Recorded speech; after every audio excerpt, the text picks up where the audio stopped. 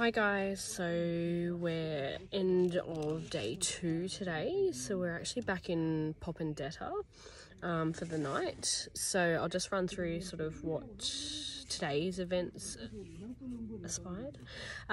So we've had a pretty chill morning. We're up around 7 o'clock and we just sort of had some breakfast and chilled out. One of the guys, Adrian, he went out fishing with the locals. He did catch 3 fish, small, but caught 3 fish. And then we had some lunch and they cooked the fish that he had caught. It was really tasty. So mackerel, I think was what they said. So we had that, and then what we did was we hopped in boats again and we travelled down to Goona. So we packed up all our stuff because that was the last we were going to stay in Senananda. So we packed up all our stuff and we went into the boats to Goona. So it was about an hour on the boats, which was quite nice because it was quite smooth, so it was fine. We arrived at Goona and we were able to go down and give some donations to the community hall there and see another memorial plaque for the Aussie diggers. So we were able to do that, and we saw a lot of kids in the village. So there's a lot of kids. We went to the markets and we had pineapple Fanta. Yep, it's a thing, pineapple Fanta, and it's amazing.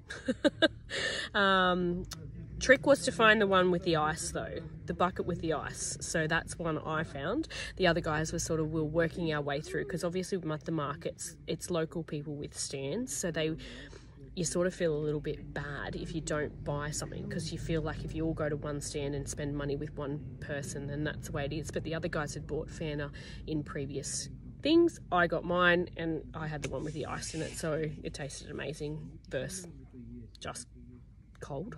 It was ice cold, so that was really good. We then went back down to the beaches and we then met a local parish leader who took us up to his camp, and by that stage it was time for us to hop back into the truck to drive back to Kokoda, which we are tonight. You can probably hear the boys. They're just outside my tent having a chat in Pidgin. So we end up then just chilling here for the afternoon. We're currently in tents. It has absolutely poured tonight, like beyond words pouring. Never seen rain like it. You'll notice my tent is wet. So it's not wet in here, but don't touch. Pretty much the boys keep saying don't touch. So because it is quite damp. So I can only imagine that this is sort of roughly what it's going to be like up there. We went out for dinner to a local restaurant. So it's an actual hotel, but they've got a restaurant attached. They had chicken and vegetables and rice. Now, I personally don't eat vegetables, which is fine, so I just ate the rice and the chicken.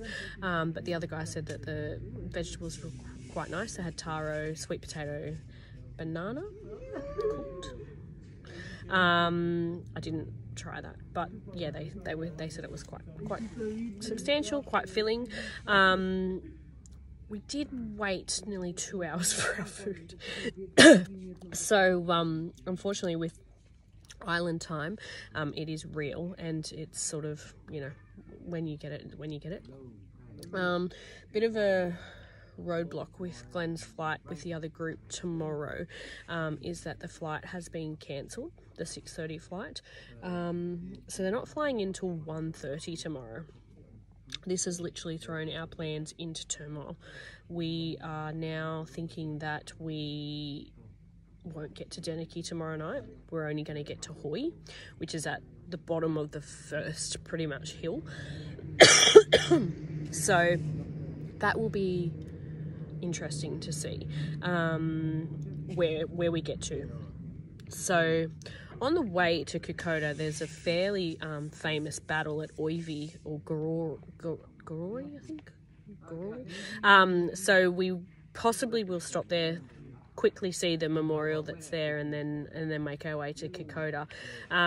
So I'll just give you a rundown what's going to happen tomorrow at Kokoda. So we're going to get to Kokoda, we're going to meet our porters. We're then going to go through that we've got water. We're going to make sure that we've got everything in our day pack that we need to, and everything in our porter pack that we need to. They're going to repack that bag. So they'll repack it so that the weight distribution is right, and they can then put their stuff in on top. Then the plan was to walk up to Deniki, which is about 3 hours. Now, yeah, this is the problem. Roadblock is that it takes 3.5 hours to get to Kokoda from Popondetta. So if they arrive at 1:30, we'll all load into trucks, which will probably take another half an hour once they get their bags and hop into the trucks. Now, we've been told that the group that is coming is a group of 23 extra trekkers. So there's 23 of them. There's 7 of us. So it's a big group. But we've got 4 trek leaders. We have 50 porters. So there's individual porters for everybody, and there's also group porters that carry our tents, our cooking utensils, our food, extra food, our rations. It's a big group. So altogether it's like 80 of us. It's massive. To be honest, I really wasn't expecting that. I was under the impression that it was going to be a smaller group. But hey, let's just see how it goes. Obviously, you'll find out tomorrow, because we're meeting them all tomorrow. So it'll be interesting to see. So from there, so we were meant to trek up to Deniki, but we may stay at Hoi, which is a little village before we literally hit the steep incline to get to Deniki. Then the next day will be a massive day. We will literally go up the hill to Deniki, which is a climb in itself. We then have a slow, steady climb to Isharava, and then from Isharava we're going to be camping in Alola. Now, my reservation is big group, don't know the fitness level, age group 18 to 71. So who knows how spread out we will be and where we're going to end up on the track. Obviously, end goal is Alola. Now that day, if we don't make it to Deniki tomorrow and we only make it to Hoi, is going to be massive. That is 2 days trekking in 1 day. So we'll be pushing. So they don't generally like to do that at the start of the trek, but if we need to meet our flight, if we need to get back to Port Moresby by a certain time, we will have to push. We may not push all that way, but Alola is the boys' village, so most of the porters that we've got, that's their village. So we're obviously gonna try and push to get to that by that day. But other than that, I've got a bit of heat rash. So around my neck, the humidity over here is like stifling. I'm really sort of struggling with the humidity. It's quite warm. Even though it's raining, it's still really hot. And I've got a bit of heat rash on the back of my neck, which I've been applying some Stingos and antifungal cream. I also took an antihistamine. So we'll just see how it pans out. But I've taken my braids out, as you can see, only because I think they were putting a little bit of tension on the back of my neck, and that potentially that pulling and the heat, and I did get a bit sunburnt, has caused a rash. So it's not itchy, it's not irritating, but it's quite inflamed and bumpy. So but yeah, we'll go from there. Nothing else to report. No animal incidents today, no snakes or anything like that. So it's been quite a good day, but it's been quite hot, to be expected. But yeah, Northern Beaches, tick, done. We've done that. So we'll on to Kokoda now. So this is where the real challenge starts. This is where we start trekking, and you'll probably notice over the next couple of episodes that it's going to get harder.